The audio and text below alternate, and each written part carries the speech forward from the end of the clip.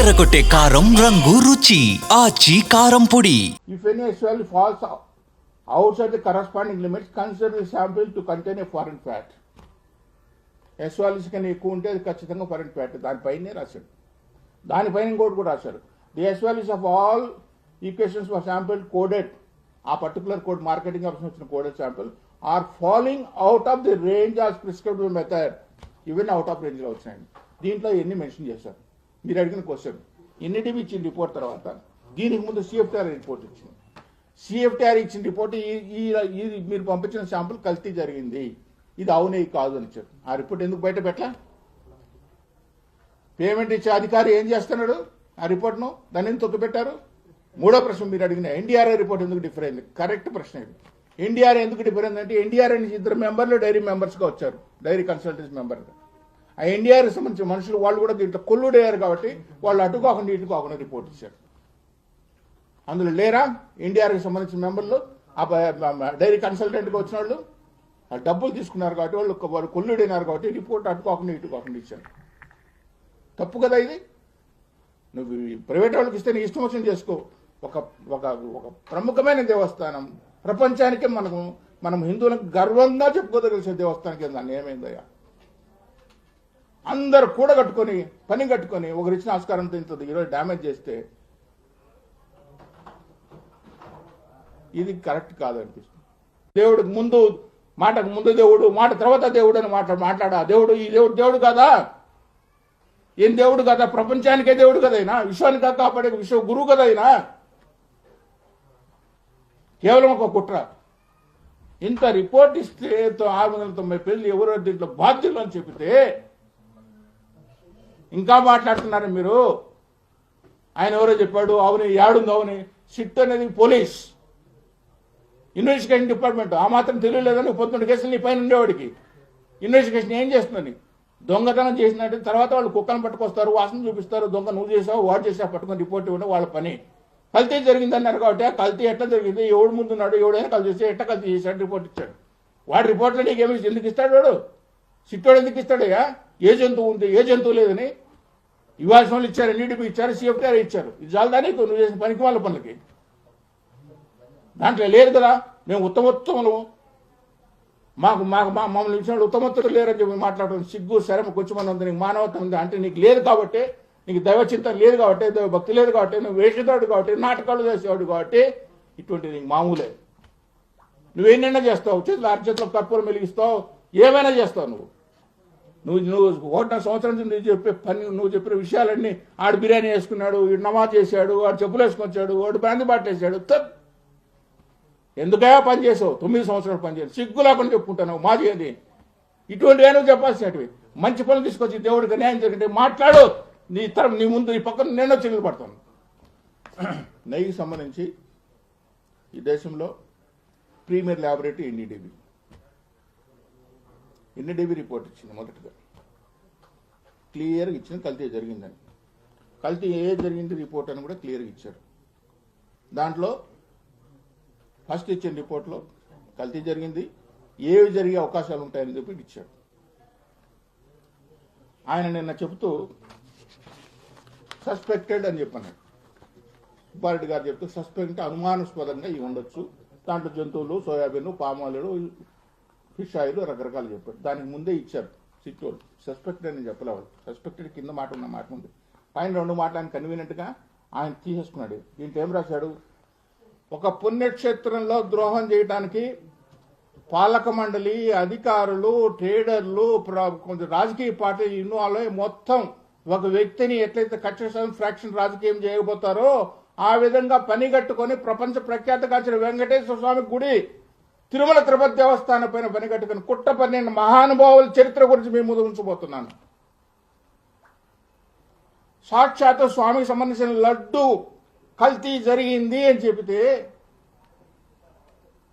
కల్తీ విషయంలో సిట్ అనే ఒక ఇన్వెస్టిగేషన్ ఏజెన్సీ వేస్తే ఆ సిట్ ఐపీ, సిఐడి, సుప్రీంకోర్టు నియమించిన CBI వాళ్ళు, FSSAI సంస్థ ఇంతమంది కలిసి నివేదిక ఇస్తే ఆ నివేదిక ఏంటంటే వైఎస్ఆర్సీపీ పార్టీలో జగన్మోహన్ రెడ్డి గారు ముఖ్యమంత్రిగా ఉన్న పరిపాలనలో అప్పుడున్న పాలక మండలి చేసిన అఘోరాలు ఏంటి అంటే వాళ్ళు తీసుకున్న నెయ్యి కాదు. అంటే ఇంతకాలం జనాలకి ఏంటంటే కల్తీ మాత్రం జరిగింది, ఏదో కొన్ని రసాయనాలు కలిపిన కొంతమంది, ఏదో కొంత జంతువులు కొవ్వు కలిసిపోయిన కొంతమంది రకరకాలుగా మాట్లాడుతుంటే విషయం ఏంటంటే ఎన్ఈడిబి రిపోర్టు కూడా అందరంత ధీటుగా వాళ్ళు తీసుకొచ్చారు. ఎంత సాహసి ఇచ్చారంటే వాళ్ళకు కావాల్సిన మనుషులను ఎంచుకున్నారు, ట్రేడర్స్ ఎంచుకున్నారు, ఎవరెవరికి ఎంతెంతకు ముట్టాలని చెప్పి ముందుగానే నిర్ణయించుకున్నారు. వాళ్ళకు కావాల్సిన స్పెసిఫికేషన్స్ తిరుమల తిరుపతి దేవస్థానంలో 30 సంవత్సరాల నుంచి మార్చని స్పెసిఫికేషన్స్ ఏవైతే స్పెసిఫిక్ ఈ సప్లైకి యొక్క ఆవు నెయ్యి కావాల్సిన ఉండాలనో వాటిని మొత్తం తీసి పారేసి వాళ్ళకు కావాల్సిన మనకు అనుకూలంగా ఉండే స్పెసిఫికేషన్స్ అని పెట్టి ఒక హిందూ దేవాలయము ప్రపంచ ప్రసిద్ధి కాల్చిన దేవస్థానానికి ఇంత కుట్ర పంటే అందులో పాలక మండలి ఉంది, అధికారులు ఉన్నారు, రాజకీయ పక్షాలు ఉన్నాయి, వ్యాపారస్తులు ఉన్నారంటే ఇంత కుట్ర పడితే భయము భక్తి స్వామి పట్ల సరే స్వామి దేవుడు సొమ్ము తింటున్నామే, ఆ దేవుడి పైన గురించి పదే వంటి వాగ్దానాలు చేసి పదే ప్రమాణాలు చేసేవాళ్ళు, యాగాలు చేసేవాళ్ళు వీళ్ళు మాట్లాడుతుంటే అసలు హిందూగా పుట్టినందుకు నేను సిగ్గుపడుతున్నా. వీళ్ళ గురించి చెప్పడానికి వాళ్ళ పేర్లు ఎత్తి మాట్లాడడానికి కూడా సిగ్గుపడుతున్నా. ఎఫ్ఎస్ఎస్ఐ ఎవడైతే మెంబర్గా ఉన్నాడో సిట్లో ఆ ఎఫ్ఎస్ఎస్ఐ మెంబర్ సైంటిస్ట్ ఉండి దీన్ని నిర్ధారించాల్సిన బాధ్యత ఉండే ఎఫ్ఎస్ఎస్ఐ వాళ్ళు అసలు డైరీ ఉందా లేదా, వాడి రిపోర్ట్ ఇచ్చాడా లేదా అని కూడా వాడు ఫాల్స్ రిపోర్ట్స్ ఫేక్ రిటర్న్స్ ఇస్తే వారిపైన చర్యలు లేవు, అగ్మార్కాన్ని చర్యలు లేవు. ఏదైతే పాలక మండలికి సంబంధించిన పర్చేజ్ కమిటీలో మహానుభావులు కూర్చొని వాళ్ళకి అధికారం లేకపోయినా, స్పెసిఫికేషన్స్ మార్పులు చేసే అధికారం పర్చేజ్ కమిటీకి లేకపోయినా ఏవైతే టెక్నికల్ స్పెసిఫికేషన్స్ అన్ని మార్చేది వాళ్ళు పర్చేజ్ కమిటీ తీసిన చిట్టు చెప్పింది, నేను చెప్పడం కాదు. అలాంటి చోట మనం పవిత్రంగా డిసిషన్ తీసుకున్నామని ఆలోచన చేయకుండా కేవలం డబ్బు అని కక్కుర్తికి పాల్పడి ఇంత నికృష్టమైన పనులు చేసినారే వాళ్ళు మానవ జన్మకు అర్హులు కాదు, మనిషిగా బతకడానికి ఒక క్షణం కూడా అర్హత లేదు. ఈ రోజు ప్రభుత్వంలో ఇంకా సిగ్గు లేకుండా ఉన్నారంటే వాళ్ళని పెట్టుకున్న ప్రభుత్వాన్ని ఏం చెప్పాలో వాళ్ళకి వదిలేస్తున్నాను. అధికారులు పనిష్మెంట్ చేయడం కాదు, అధికారులు ఒకరిద్దరు తీసేయడం కాదు, అప్పుడు పనికి మాల బోర్డు మమ్మల్ని ఇవాళ అదే బోర్డు కంటిన్యూ అవుతున్నారు కదా. ఏం చేస్తుంది ప్రభుత్వం? హిందూ జాతి మొత్తం ఇదైపోతుంది, హిందూ జాతి మొత్తం కళ్ళు తిరిగేలా ఉంది ఈరోజు నెయ్యి గురించి మాట్లాడుతుంటే. మాటకు ముందు దేవుడు, మాట తర్వాత దేవుడు చెప్పే నాయకుడు వైఎస్ఆర్సీపీ జగన్మోహన్ రెడ్డి గారు. దేవుడు అంటే మీకు సంబంధించిన యేసుక్రీస్తు ఒకడైనా దేవుడు? కొన్ని కోట్ల మంది కొలువై ఉన్నాడు వెంకటేశ్వర స్వామి దేవుడు కాదా? మీ నాన్న పడుకునే ముందు లేచిన తర్వాత ప్రతిరోజు బైబిల్ చదువుకొని వస్తాడు. మీకున్నంత అంత భక్తి దేవుని కొంటే హిందువులకు భక్తి లేదుండదా? ఈ దేవస్థానం పని ఇవాళ ఇంకా మాట్లాడుతున్నాం సిగ్గు లేకుండా. జగన్మోహన్ రెడ్డి గారు మీరు ఒక ముఖ్యమంత్రికి పనిచేసి స్వామికి సంబంధించిన కైంకర్యాలు కూడా మీరు పాపం పంచుకున్నారా? మీరు మనుషులేనా? ఇంకా మీరు మాట్లాడుతున్నారంటే యాగాలు చేస్తున్నాం, యజ్ఞాలు చేస్తున్నాం, పాపం అవుతాడు. మీకు పాపం కాదు, మీకు మీకు మీకు పడబోయే శిక్ష భగవంతుడు ఇంతకంటే ఇంకా ఘోరంగా చేస్తాడు దేవుడితో పెట్టలేకుంటే. రాజకీయాలు చేసుకోండి. అధికార పక్షం కానీ ప్రతిపక్షం కానీ దేవుడిని ఎందుకే పాపం చేస్తారు? నిన్న ఒక నాయకుడు మాట్లాడతాడు,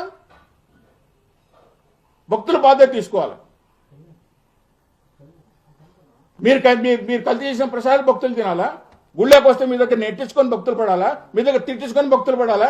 భక్తుల బాధ్యత తీసుకోవడం ఏంది? మీరంటే మరి కూతురు మీడియా ముందు కూర్చొని మాట్లాడితే భక్తులు ఏ విధంగా బాధ్యత తీసుకోవాలి? ఈ ప్రసాదం మేము ముట్టుకోమని చెప్పి మా జాతి మీది. ప్రసాదం మేము ముట్టుకోమోమో ఏదో ఉందంట, జంతువు కలిశారంటానే. ఎక్కడైనా ఈ రిపోర్ట్లో జరిగిన చరిత్ర అంతా చూస్తే దీని వెనకాల ఎవడున్నాడు, ఎంత చరిత్ర ఉంది, ఎంత చరిత్రహీనులని వాళ్ళు దేశాన్ని పరిపాలిస్తున్నారు. ఇవాళ ఎవడాశ్రమం ఉంది దీంట్లో? ఎందుకు ఇంత ధైర్యం చేశారు? ఒక ప్రముఖ పుణ్యక్షేత్రం మక్కాకు చేయగలుగుతారా? ఇజ్రాయెల్కి వెళ్ళి చేయగలుగుతారా? ఒక చర్చికి చేయగలుగుతారా?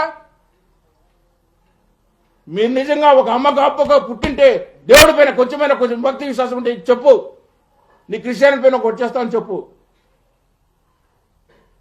ఇవి కాకుండా పని కట్టుకొని వెంకటేశ్వర వైభవం తగ్గించుకోవడం కోసం ప్రతి ఒక్కడు పని కట్టుకొని ప్రతిపక్షమా అధికార పక్షమా అధికారుల ఏ పాలకమండలి వస్తే ఏదో రోబోటిక్గా కూర్చొని ఏదో చేసేసుకుంటున్నా కదా. పాలకమండలి ఎందుకు పనికిమాల పాలకమండలి ఎందుకు ఉండాలి? ఈరోజు కోట్ల మంది మాట్లాడుతున్న భక్తులంతా నివ్వరిపోతున్నారు. ఏందో ప్రసాదంకి వస్తే ప్రసాదం ఇన్ని మాటలు మాట్లాడుతున్నారని. అరే దేవుడు కదా, దేవుడు ప్రసాదం కదా, మనం ఆచితూచి మాట్లాడదాము అంటే మీ రాజకీయ లబ్ధి కోసం, మీ రాజకీయ ప్రయోజనాల కోసం ఏ పార్టీ అయినా కావచ్చు ఇంతగా నికృష్టంగా వాడుకోవాలి. నా దేవుడిని వాళ్ళు మాట్లాడినారు కాబట్టి మేము ప్రాపర్గా ఎక్స్పోజ్ చేసుకోవాలంటే మీది తప్పే. అధికారులను పనిష్మెంట్ చేయడం కాదు. అప్పుడున్న పాలక మండలి కూడా ఈ నిర్ణయాలు తీసుకోవడంలో పాలు పంచుకున్నారు కాబట్టి ఎవరు తప్పు చేసి వాళ్ళందరూ బలి చేయాల్సిందే. తీసిపడండి పాలక మండలిని. ఏ గతంలో చేశారు కదా మీరు, ప్రతిసారి స్పెసిఫిక్గా థర్డ్ వేశారు కదా. ఇటువంటి పరిణామాలు ఏదో స్పెసిఫిక్ అయితే వేయలేరు. నేషనల్ మీడియా గగ్గోలు పెడుతుంది, ఈరోజు గగ్గోలు పెడుతుంది. ఒక ప్రముఖ పుణ్యక్షేత్రంలో హిందువులకే ఒక ఐకాన్ టెంపుల్ కొన్న వెంకటేశ్వర స్వామి గుళ్ళో ప్రసాదాలు ఈ విధంగా కలిసి జరుగుతున్నాయి, డబ్బులు ఈ విధంగా గోల్మాలు అవుతున్నాయి, లేనేది సృష్టించి పెడుతున్నారు. వాళ్ళు చేసిన పనికి మనం ప్రాపర్గా చూపించలేకపోతే ఇంత రిపోర్ట్లు వేసుకొని ఎందుకయ్యా ఈ రిపోర్ట్లు? ఏదో పడుతున్నా ప్రతి ఒక్కడు ఒక సైంటిస్ట్ ఎన్డీటీవీ రిపోర్ట్ వచ్చింది కదా, దాంట్లో ఎస్ వాల్యూ ఉంది. ఏం తెలుసు నీకు ఎస్ వాల్యూ, బొంగు వాల్యూ గురించి కల్తీ చేసి పాపం చేసి ఆయన అధ్యక్షుడితో పాటు మిగతా వాళ్ళు ఉన్న వాళ్ళందరూ కూడా ఈరోజు ప్రాయశ్చిత్తం చేసుకోవాలంటే జీవితంలో మళ్ళీ మీరు మీ సంసారం మీ బిడ్డలు బాగుండాలంటే ఇప్పటికైనా ప్రాయశ్చిత్తం చేసుకోండి. ఇది ఆవు నుంచి వచ్చిన గీ కాదు. పామల్న సోయాన పక్కన పెట్టి ఒక ల్యాబొరేటరీలో తయారు చేసిన గీ తీసుకొచ్చి అది కొన్ని సంవత్సరాల పాటు వేల కేజీలు నెయ్యి సప్లై చేశారే, ఇది ఇంతకంటే పాపం ఒకట. ఇటువంటి ఆలోచన మీకు వచ్చిందే, ఇటువంటి దుర్మార్గమైన ఆలోచన. కొన్ని లక్షల మంది చంపితే ఎంత పాపమో అంతకంటే ఎక్కువ పాపం. కొన్ని లక్షల మంది నిలువెత్తు కోస్తే ఎంత పాపం వస్తుందో అంతకంటే గొప్ప పాపం. కోట్ల మంది వచ్చే రోజు ప్రసాదం ఇస్తే ఈ ప్రసాదం ఇట్లే కాదు, అమెరికాకు పోతుంది, లండన్ పోతుంది, తీసుకెళ్తారు చుట్టాలకు బంధువులకి కళ్ళకు అద్దుకొని చెప్పులు తీసి తీసుకుంటారు ఏ ప్రసాదము. ఆ ప్రసాదన చేయడానికి మీరు సాహసంగా ముందుకు వచ్చారు. ఆ ప్రసాదన కూడా కలిసి చేద్దామని చెప్పి 250 కోట్ల లంచం కోసం తీసుకొని ఇంత పాపిష్టి పని చేసినారే. ఇంకా ఎందుకయ్యా దేవుడి పేరు చెప్పుకొని యామాలు యజ్ఞాలు అవన్నీ చేస్తామని చెప్పి ఇప్పుడు కానీ ఆయన ప్రయత్నం చేసి చెప్పుకున్నాడు. మిగతా వాళ్ళు కూడా చెప్పుకొని ఈ సమస్యని ఇంతటితో ముగించండి అని చెప్పి హిందువుగా ఆవేదనతో మాట్లాడుతున్నమాట.